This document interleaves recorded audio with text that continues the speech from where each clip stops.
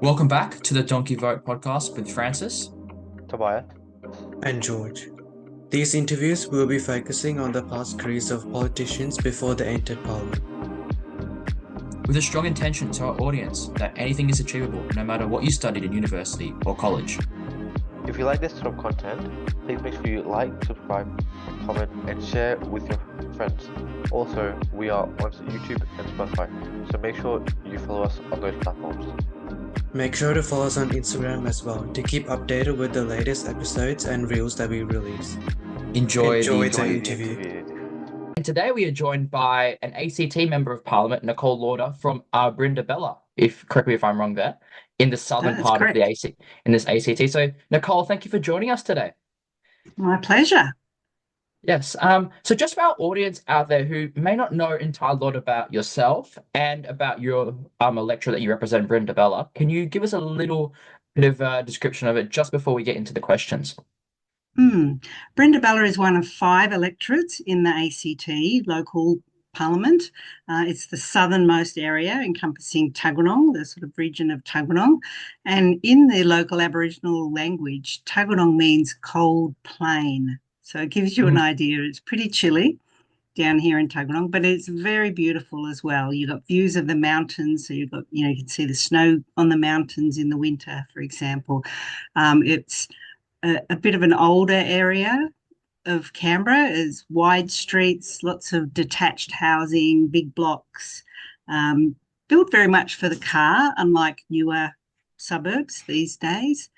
So it's a long way from the city. So it's been my pleasure to represent the people of Brindabella for the past 12 or so years, and I've really, really enjoyed that. More about yourself, just a little bit about your background and where you came from, just for our audience out there who may not know an entire lot about you. So prior to being elected, I worked in the for-purpose or not-for-profit sector. I had a few years as the CEO of Homelessness Australia, a national peak body working to reduce and prevent homelessness. And before that, I was the CEO of a national disability organisation for a few years, working mostly in the deafness sector, representing people who, suffered from hearing loss, deafness, and disorders of the ear. So very much on that same trajectory as being a parliamentarian, where you're representing people and their interests. And that's sort of how I became interested in politics. In my work in the community sector, you're always looking for more money and more support from the government. And I just thought, well, I reckon I could make these decisions better myself. So that's when I ran for Parliament. But prior to working in the not-for-profit sector, I'd worked in the Australian Public Service for years, and also in the private sector here in Canberra. I came to Canberra when my children were babies. My first husband was in the Air Force, so we'd moved around quite a bit prior to that. And my dad was in the Air Force as well. So, most of my early life was spent moving around both within Australia and overseas. And then I came to Canberra, and I've been here ever since because I really love it. It's quite a similar story to a lot of Canberrans who move around the place. A lot of them are, I don't know the percentage, but there's quite a high percentage of public service workers in Canberra. I think it's we over 50%, I would say. So it's quite a big industry, and there's a lot of public service jobs, especially around in Canberra, and that doesn't detach from the fact there's still a lot of private sector workers, especially in the corporate industry and that sort of thing, throughout the whole of the city. That's right. And for sort of economic benefit, everyone, government, opposition, everyone is always looking to diversify and encourage more non-public sector roles. There's in Canberra a sort of thriving hospitality sector, but we also have a lot of, health and knowledge workers. We don't have much sort of industry or manufacturing here, but in the IT and knowledge sectors, we're pretty strong here. And I should mention the other quite different thing about the electorates here in the ACT is that we use the Hare-Clark system, which means that for each of our 5 electorates, you have 5 members elected. So there's 25 members in our parliament. It's a unicameral, so the one chamber parliament, and there are 25 members. So in an election, you're up against a Melbourne Cup field of candidates all vying for those 5 positions. And at the moment in the electorate I'm in Brindabella, we have 2 Liberal, 2 Labor, and 1 Green elected. So it's quite a different and interesting system for many Yes. compared to many other places. Exactly, and it's very similar to the Tasmanian system with what they've got as well. And That's right. and I think there's other systems as well who do have a proportional representation. Like I think New Zealand has it a bit as well, like half half. Mm, So it is widespread across the world, and especially in Europe as well. They've got it too with that list sort of system. So it does help, yeah, I guess, in proportionately, especially with small sort of small populations. It does help with electing that's right. officials. And I think as well, Brenda Bella's probably been the strongest, been the best liberal sort of voting era historically within Canberra. Correct me if I'm wrong there, Nicole. No, correct. In the first 2 times I was elected, we got 3 Liberal members elected out of the 5 in Brindabella, which is the first and only time we've had 3 elected in any electorate. Obviously, this upcoming election, we're trying to get 3 again in Brindabella and in at least one other electorate because that's our only path to winning government. So I think you got to. I think from what I've studied, it's you got to try and win 2 in the other 3 electorates, and then you got to win 3 in Brindabella or another one, and then you've got just a slim majority there of 13, but it still works That's out. right. That's right. The other path to government, of course, is working with independents or minor parties. In the ACT, the Greens have had a up and down, at the moment quite strong showing last election, but who knows what will be this election. But we do have, like many other jurisdictions around Australia, a number of independents running Mm. this time around. I guess inspired by the Teal Yeah, movement. the David Pocock sort of team, I think, is running. That's So right. we'll see what eventuates from that. Mm. Yeah. So moving into our questions then, Nicole. So my first question to you actually is, how was your high school and university life? I know you did touch on the fact, you spent a lot of time traveling around the place, but do you have any memorable moments as well that you'd like to share on the podcast? Mm. Um, I went to high school in Melbourne at Glen Waverley High School, Okay. mostly years 8 to 12 at Glen Waverley High School. I didn't do that well at school. I like to think mostly because I had glandular fever in year 12 and had 3 months off school, but I probably didn't put as much effort into it overall as I could have. And then I went on to university at Swinburne University, also in Melbourne. And I guess what I really want people to know is that you might not do exceptionally well at school, but that doesn't necessarily direct the whole rest of your life. I think for some people, when they do well at school, you get into the uni course of your choice, but that doesn't mean the rest of your life is going to go swimmingly. I think it's important to note that you are not dictated to by your results at high school, especially. You can certainly reinvent yourself when you go to university because you've got a whole new group of people that you'll mix with. So after a year at uni, I got married and moved overseas and started having kids. And I didn't go back to uni until many years later to finish my first degree. So again, I guess perhaps not the path most travelled for most people who have a bit more of a linear progression. And then years after that, I went back to uni again and did a master's degree. And at the moment, I've just recently enrolled to do a PhD. So, you know, 30 years after I finished my master's. But, I still love learning new things. And I think that's going to keep me very well occupied once I've finished in the parliament. And I guess in a sense as well, life is really all life is really just a big book, so it's full of learning, and every single circumstance and every single experience you go through is learning. And it is quite interesting as well, as you said. We've talked to a lot of politicians as well, and a lot of people say they come from a typical law background. They do well, high school, university, and they're set up for life. But a lot of the politicians that we've talked to as well. I mean, there's some men in Victoria that failed year 9, year 10, and year 11, and they still ended up in Parliament. So those sort of different backgrounds and perspectives are really, really crucial, I guess, to represent the whole of Australia because not everyone does well in university and high school. Not everyone, will be a high achiever. There's always going to be people who are middle of the pack and sometimes falling behind. So being able to represent everybody in Parliament, especially, is really, really important. To represent the whole of Australia. 100% agree. Your parliament should be representative of the people. So by having people from all walks of life, and originally, of course, we talked about gender, trying to get more women into politics, and now we've moved on to that, to more sort of intersectionality, about diverse cultural and linguistic backgrounds, um, you know, non-gender specific, no particular gender identified, and of course, people of all ages. I think it's really important to hear from as well. You don't want a room full of 60 plus white male former solicitors making decisions for everyone in Canberra. Well, that's my personal view.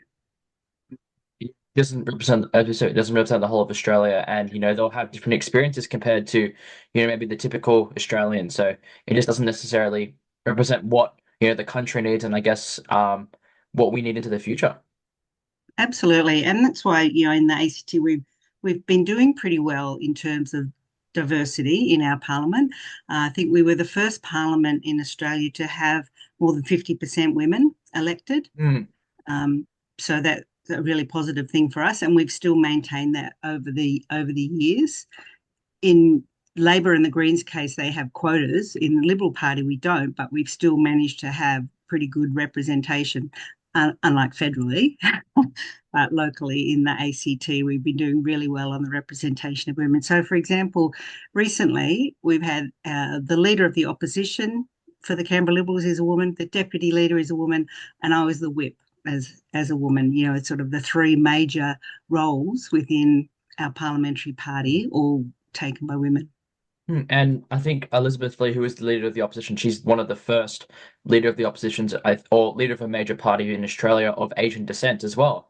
So Absolutely. Yeah, she was yes, born in South Korea. And we also have an MLA who's from Tonga, came to mm, Australia when she was about 8, I think. One of our parliamentarians has some Aboriginal heritage, quite a That's long Mark way in the Patton, isn't it? past. Mark Parton, yeah, Mark Patton, yeah. yes. So, So we do have diversity, and our candidates for the upcoming election, we've got a lot of diverse candidates. And with Elizabeth Lee, she's a very strong and smart woman, a younger woman. While she's been a parliamentarian, she's had 2 babies, and oh sort of wow. straight back into it. So I think she's setting a fantastic role model for young women here in the ACT. It's really hard. You can't have everything and you can't do everything, but with the right support around you from your parliamentary colleagues, but of course your family as well, you can do whatever you want. And I've always hated it when um, pre-selection, or if you're out on the hustings and people will say, what about your children? Who's going to look after the children? I mean, who has ever asked a man that question? No one. No one ever asks a man that question. It's so unfair. You look across the world, a lot of women have been great leaders. Angela Merkel. There's been a lot of great, strong female leaders across the world. So, and it does represent our society because, I think it's about 51-49 female to male in the world. So the more females in parliament, the better, which, as we've talked about previously, we have to make our parliaments represent this people that actually, are represented by parliament. So at the end of the day, having more diverse candidates and more people from, I guess, different cultures, and also having more women in parliament is really, really crucial. Yeah, absolutely. Our upcoming batch of aspiring politicians, we have quite a number of people from Indian descent, um, one from African descent. It's really great to see that diversity coming through. Be great to see, a number of them elected as well. I think their local communities will be just so excited because, we often hear that phrase, you can't be what you can't see. And I think, again, that's something really inspirational for younger people. If they can see, oh, yes, there is someone who looks just like me in the parliament. I'm not the unusual, the different one. I'm part of this community. Exactly that, Nicole. So moving on to our next question. So, prior to Parliament, Nicole, you were a member of the National People with Disability and Carer Council, from 2008 to 2013, and the ACMA Consumer Consultative Forum from 2009 to 2013. So can you talk to us a bit about your experiences in the disability sector and how important is to look after the most vulnerable people within our community? Mm. A measure of a good community is how well you look after those most vulnerable people in it. And when I started to work in the disability sector, I got involved more broadly in disability, not just in deafness. So at that point, Bill Shorten actually appointed me to the National People with Disability and Carer Council when the Rudd government first came in 2007. And Bill Shorten became um, assistant or secretary, I think, parliamentary secretary for disability to Jenny Macklin. And that was an exciting time. In effect, that's what's got us to the point now of the NDIS. And I know there's been some issues with the operationalisation of the NDIS, but I know from the time I worked on it, doing a part of a nationwide consultation process, trying to fix, 30 to 40 different disability systems around Australia that were already broken and bring them all into sort of one part. It was an absolutely aspirational project and something that had the capacity to really kick goals for Mm, individuals, especially those most vulnerable. Unfortunately, what we've seen is the bringing it into practice, which a lot of which is state and territory responsibility, um, hasn't worked out as well for some people with disability as it could have. There's always people looking to cut costs, for example. I think they've forgotten about how broken the systems were before the NDIS, and that there should have been some improvements. And I was also on a whole lot of other committees, including the ACMA's Consumer Consultative Forum, because my work with people who are deaf or have a hearing impairment, telecommunications and captioning and sort of technological improvements generally are such an important and valuable asset for people who are deaf or have a hearing impairment. So I was able to represent them on panels and forums such as the ACMA. So um, it's it was everything there from the ACMA, from pricing, things like some of them have gone by the wayside now and been improved, but things like in-app purchases, how mm, easy it was for people to click and suddenly get bills for a whole lot of things, about notification when uh, you're about to have used up all the data on your plan. You now get some of those messages saying you're 50% through with however many days to go, or you're 80% through. mm, That didn't used to happen.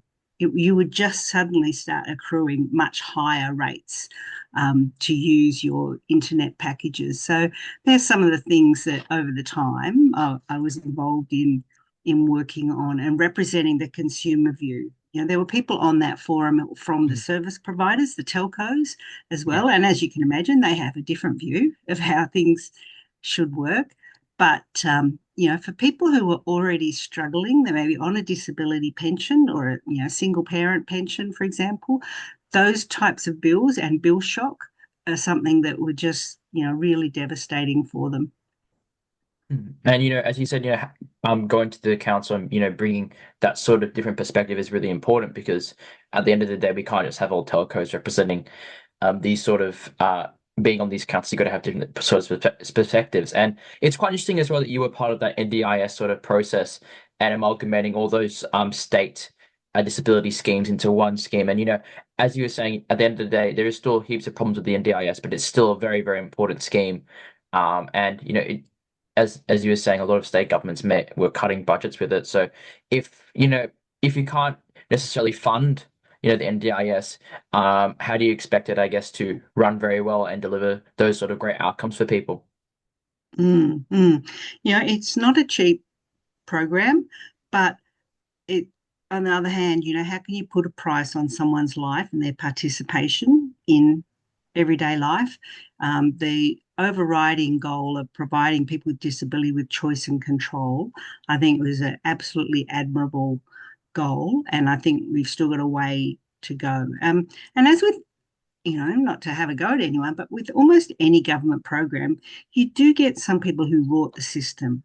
And I'm Mm, not talking about individuals necessarily, but service providers as well, who sort of rot the system. And I think that's some of the problems that we encountered with the NDIS. It's a bit like scams, isn't it? As soon as you bring in a new rule, someone finds a way to get around it and scam you in a different way. And I think to many government programs are like that. always those opportunistic sort of people who try and take advantage of these sort of schemes. And at the end of the day, it's very hard to set up a perfect sort of scheme to revolve around and not have, these sort of scams move because, it's nearly impossible. So there's always going to be those sort of opportunistic people, but we've got to try and drive down those people as much as possible and make the scheme as That's beneficial right. as possible to the people that need it the most. That's right. And as soon as you fix one little loophole, they find another one. Exactly.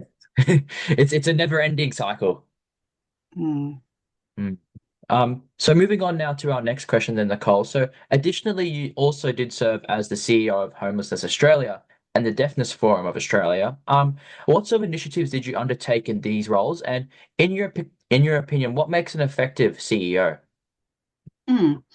Um, The organisations that I led, both of those were member based organisations. So for me, the key thing was advocacy on behalf of my members.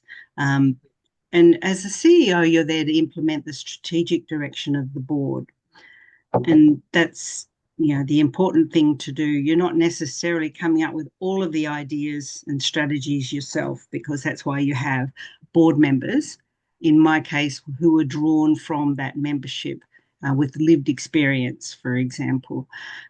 But it was important for me to advocate to the federal government in most cases, not the state and territory governments, because our member organisations and people were busy on the ground every day delivering services and helping people. In the homelessness sector, you had everyone from your Vinnies and Salvos through to women's refuges and mental health facilities who are members of homelessness, because, there's many different causes for homelessness. So they may have lots to input, but they're so busy delivering their services, they don't have as much time to advocate on a more, holistic Exactly. side. So they might know they're having a problem on a particular issue, but they don't necessarily know that 30 other organisations are encountering the same problem, because they're so busy trying to do their work and fix that problem, they don't realise it's a systemic issue. And that's what peak bodies such as Homelessness Australia or Deafness Forum can look at. If we're hearing about these things from those members, we can address it, at a systemic level and go to the federal government and say, hey, this is a real issue. You either need to give us more money or fix this, or, do it in a different way. So that's the value for me of those peak bodies, that advocacy and lobbying to the federal government. And you also generally act as a conduit the other way. So when the federal government wants to provide information of any sort to the sector, instead of them having to deal with 900 different organisations around Australia, they might come to us, Homelessness Australia, and ask us to, provide that information and communication process out to our membership. So it's sort of streamlining in a way for the government as well. So we also were able to facilitate more knowledge sharing amongst organisations, because you did have the big organisations like your faith-based ones that I've already mentioned, but then you have a lot of much smaller grassroots organisations. And often they start from a pressing need in a local area. They start from the bottom up. If someone sees a need and starts collecting, bedding or, trying to collect money to buy a house in their local area, and it sort of grows from there. And again, those organisations have such limited resources in terms of lobbying governments, that, their membership of peak bodies is what really brings that bang for their buck. Exactly. And as you were saying, that advocacy and, being able to talk to government, being able to talk to, I guess, those insiders within the peak bodies that you're representing, but then also being, I guess, the chain in the communication between the government and the people you are representing as a CEO is really, really important. So that two-way sort of communication is Mm. really, really important skill that you should have as a CEO. Yeah, because you're also in both of those organisations organised national conferences. So that was a great way of sharing information and sharing best practice and stories to help people grow and think about and say, oh, hey, when we did that, we came across this problem, and the person on the stage might say, oh, we had that too, and how we fixed it was A, B, C, and D. So it's a Mm. really great way of sharing that expertise around.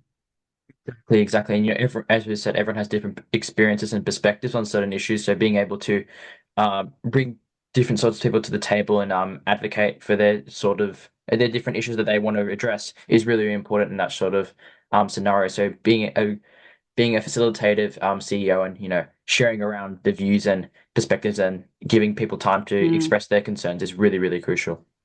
Yeah, I guess one other thing I should mention from those national peak bodies perspective that was a lot of work was responding to government consultation processes. The government might announce they're reviewing the way they fund homelessness services.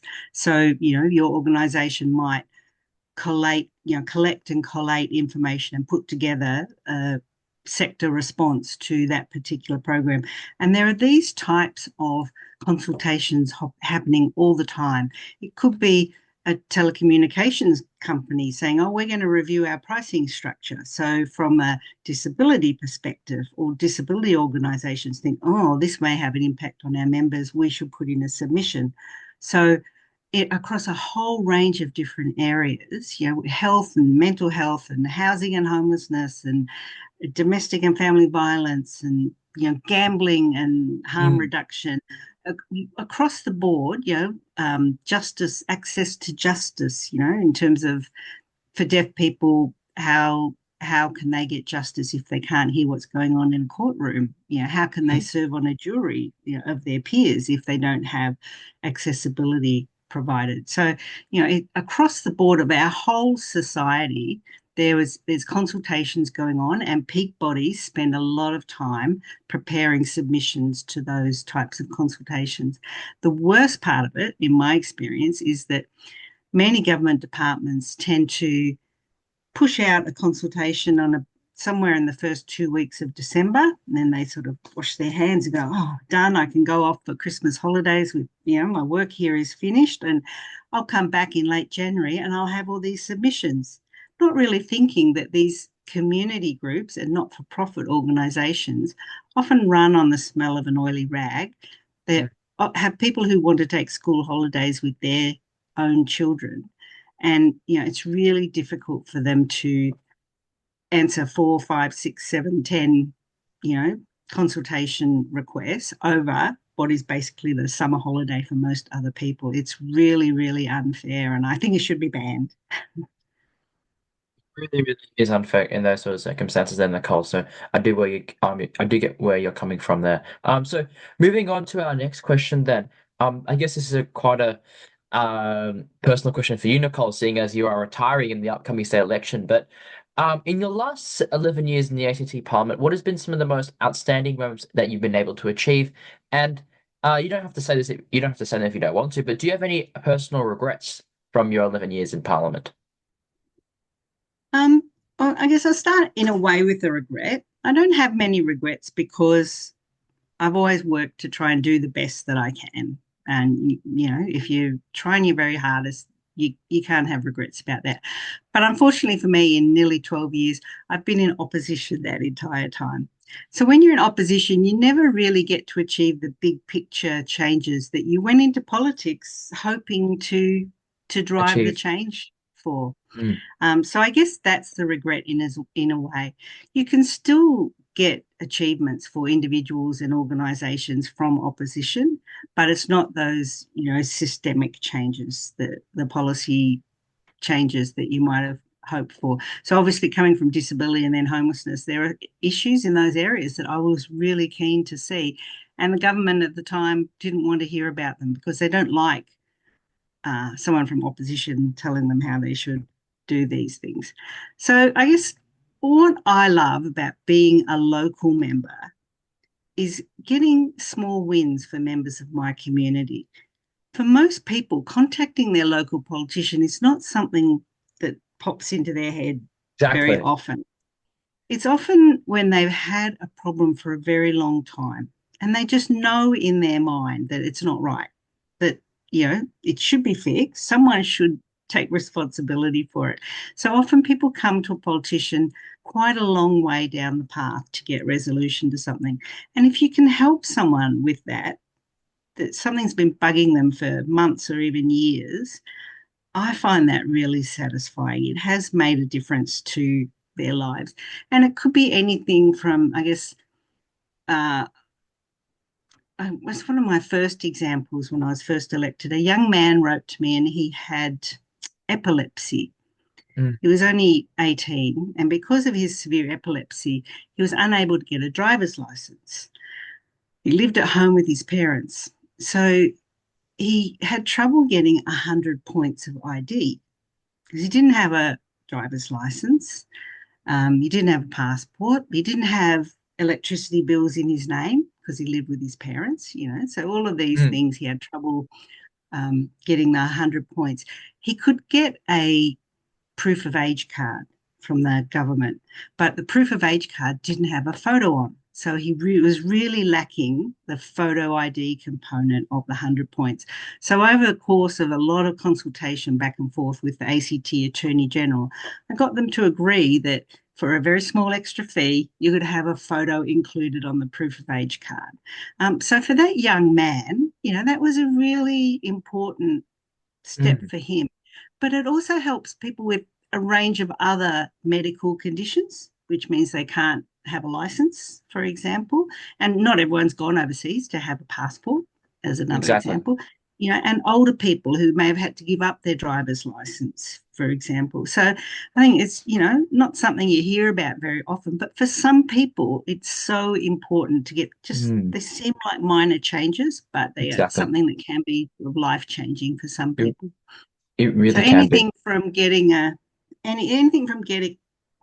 a pedestrian refuge in the middle of the road outside a school, you know, Mm, through to better lighting in an area used by lots of joggers, especially women. They're all really great wins for the community. They're um, not something that's going to get a lot of media, for yeah. example, but I feel really proud when you can achieve those changes for people and make their life better. And I guess at the end of the day, that's really why, people get into politics to try and make the lives of their citizens and the lives of the people they represent better. So it Absolutely. it really is. So at the end of the day, being able to deliver just small wins in that case, just helping this kid with epilepsy get a you know be able to get some proof of age cards or fixing lighting on local streets, delivering small little changes like that can be really systemic and help bring the community together and help create great change and make, I guess, that communities that you represent a better place for all. Yeah, and to me, that's exactly what being a local member is all about. Looking after your constituents and what matters to them. It's not only about what matters to me. Yeah. It's what matters. It's what matters to them. That's the important thing. And I'm up to now, I think, my fourth or fifth question to you, Nicole. So, who would you actually say is your political role model or idol? When I decided to go into politics, I didn't have a role model or a political idol. Although, I guess to sort of go back a bit more about why I went into politics, partly it was driven by some decisions by John Howard when he was Prime Minister. Now, there are certainly some things that I disagree with John Howard on, but um, John Howard brought in the gun control changes in Yes. Australia in 1997. And that was a really important thing for me. And he also brought in further changes in 2002.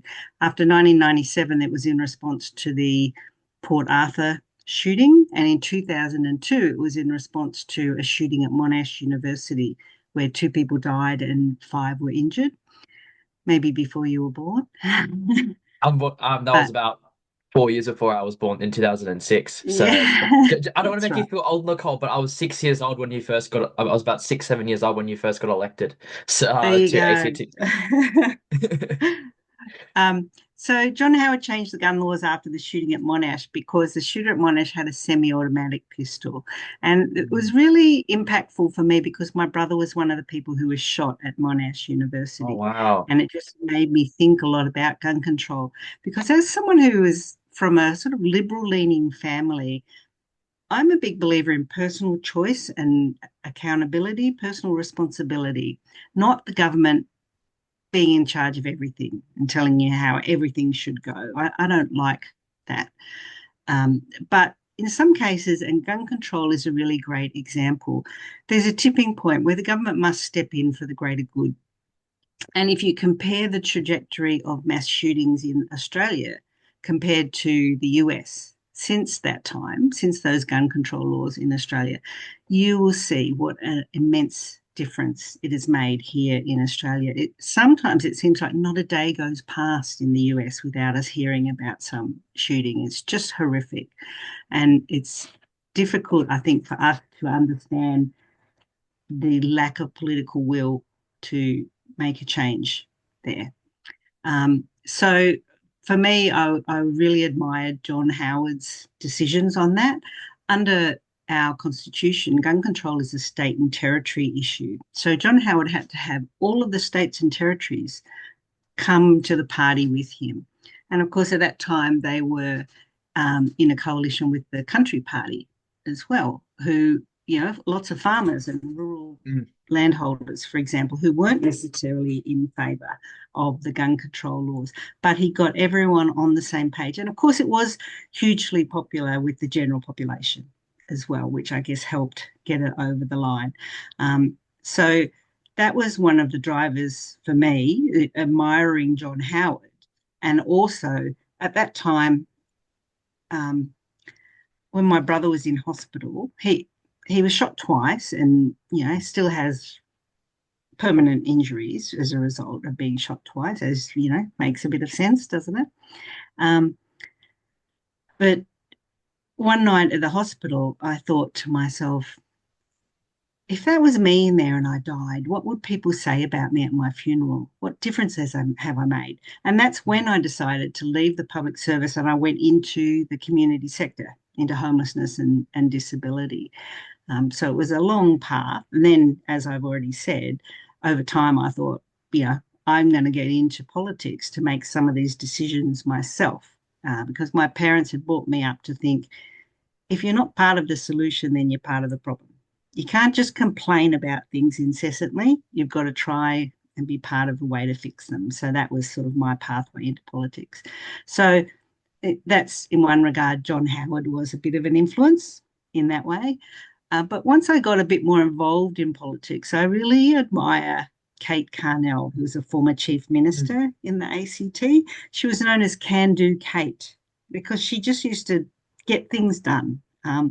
Some people loved that, some people hated it, but she did a lot of things. Not all of them turned out 100%, but she was a doer. And so I really admire her. Also, Margaret Reid, who was the first female Speaker of the House of Representatives here from Canberra.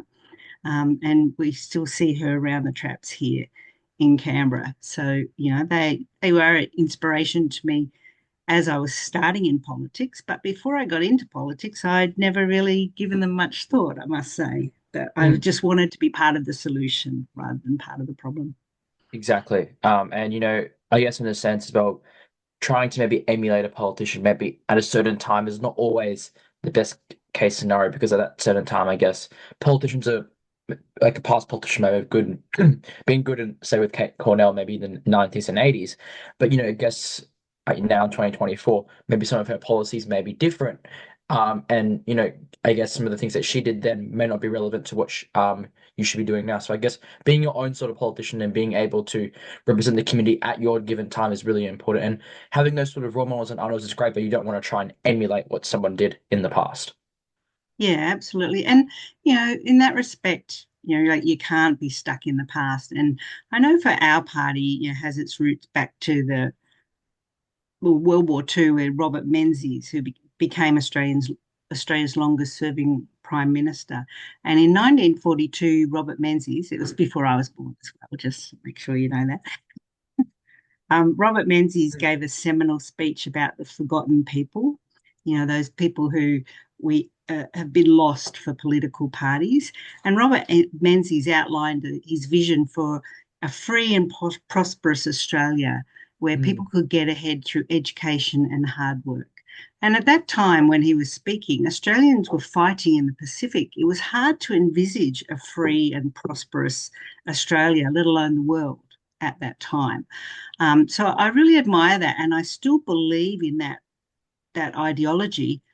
But on the other hand, we can't be stuck at that time, or even the 50s or 60s or 80s, because people have moved on. And sometimes I fear that people want things to remain the same as they were however long ago. And that's just not feasible. And Exactly. we all need to move on. Exactly. And I guess being able to keep, I guess, some important systemic things, is important, but you got to have change at the same time. You got to keep progressing as a society because at the end of the day, we keep learning new things, we keep discovering new things. Because at this point, we're not probably not even dented really into what we can fully achieve as human beings. So progress and developing is so important. So, being stuck in the past and that sort of mindset isn't always very good, especially for even not just in politics, but as a human being, just being stuck in the That's past right. isn't really good for being able to make systemic changes within yourself, to make yourself a better human being into the future. Yeah. And I think it was, could get this wrong, Heraclitus, like ancient Greek Mm. philosopher, who first said, it depends how you translate it, but it was something like the only constant is change. The only thing that stays the same is that things will change, and Exactly. that's absolutely true. No matter, you know, Monday becomes Tuesday and Tuesday becomes Wednesday and the sun rises and the sun sets, nothing stays the same. Mm-hmm. Totally agree with you there, Nicole. So, moving on to our next question, then for you, Nicole. So what made you run? I know you replaced Zed Sasalja, I think, in Brenda Bella in 2013, but what made you run for pre-selection for the Liberal Party in 2013?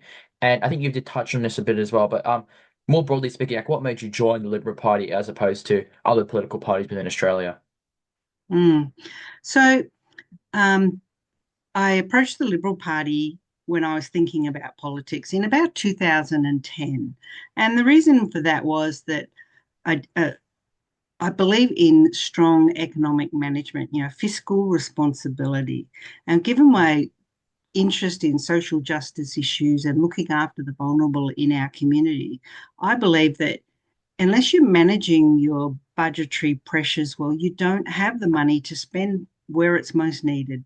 So for me, it's about that economic management, not just willy-nilly spending money and, spraying money all over the place. So that's, I guess, one of the reasons why I have those liberal values and also that, as I've already touched on, personal responsibility, being responsible for yourself and your decisions. And the government shouldn't be dictating every single thing in people's lives. I don't want the government to tell me what to think. There's lots of Mm. examples in literature of terrible ways where people do that, 1984 and all sorts of other things. It's not the way I want to live. And I also believe, in that hard work and education enabling you to get ahead. My parents were strong believers in education. They both left school partway through high school, didn't finish high school. And then later, my dad went back to do year 12, the same year my brother and sister did year 12. You can imagine the stress in our household having three people doing HSE in the 1 year, or whatever, ATAR, or whatever you call it Mm. these days. And then he went on to university and became a qualified accountant as well. But, that belief in getting ahead, it's an investment. It's hard at the time. You may be foregoing some income that you could be earning instead of studying, but it's an investment in your future and your families and your children's future. So I guess that's the example I got from my parents. Mm. But work hard and get ahead. Exactly. And I guess, making those sort of sacrifices when you're young and at a certain stage in your life can really benefit you in the future and provide some very just rewards. So I guess being open to change and being open to pushing yourself further and making those tough decisions at one point in time can really be beneficial in the long run. Yeah. And I think I've taken a similar approach throughout my career. I haven't had a really linear progression of going up to bigger and better jobs. Sometimes I've gone sideways because I think it's an experience that will really benefit me in the future. It's not all about money, or for me anyway, it's not all about money. It's about learning new things where I can add the most value and be of the most benefit to my community.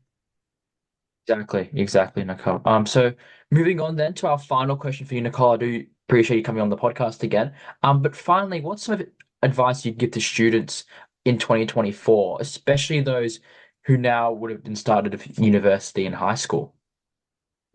Yeah, I guess I'll start with high school. Um, I encourage you to try as many different things as you can. Be true to yourself. Just because your parents might want you to take a particular path, if you know that's not you, try and be true to yourself. It's perhaps easier said than done when you're a teenager, but otherwise you perhaps will lose a few years where you go off down the path that your parents wanted, and then you all realize that it's not going to be the path for you, and you end up back where you thought you might be. So try new things, give it a go, but be prepared to move laterally as well. And by saying try new things, I don't just mean academically, but outside of school as well, as much as you can. Sometimes there's financial constraints, but school is not everything in your life. Exactly. And I guess at uni gives you such opportunities to um, create a whole new friendship group, people that you've never engaged with before, and really find yourself and what your future is going to be, because that your high school self is not necessarily what your future self is going to be. So again, embrace any opportunity. When I was at uni, I did everything from fencing, like sword fighting, not bricklaying fencing, fencing and photography and, all sorts of interesting things, which I didn't go on with, but I've always enjoyed learning about and Mm, created new friends from being part of those completely different groups. So, be open to new opportunities. Um, Sometimes it's very important to listen to your lecturers and tutors. mm, They've probably done it before and they're giving you advice for a reason. Um, so, but once you've finished at uni, once you've got your degree, I can tell you no one cares how well you did at uni. No one cares whether you got a credit or a distinction or whatever in this subject or that subject. The point is that you've got your degree mm. or further degree and what you do with that. So, whilst it's great to get good marks, again, you're not going to be defined by that for the rest of your life. If you only just passed these four subjects, later in life, no one is going to care. So, don't get too hung up on it. I Exactly. should be encouraging people to do really well at school, shouldn't I? I mean, I guess it's a good it's good to talk about that as well because sometimes some students don't necessarily do well in tests and that sort of thing, but it doesn't necessarily mean that they won't be successful in life and Absolutely. be able to achieve great Absolutely. things.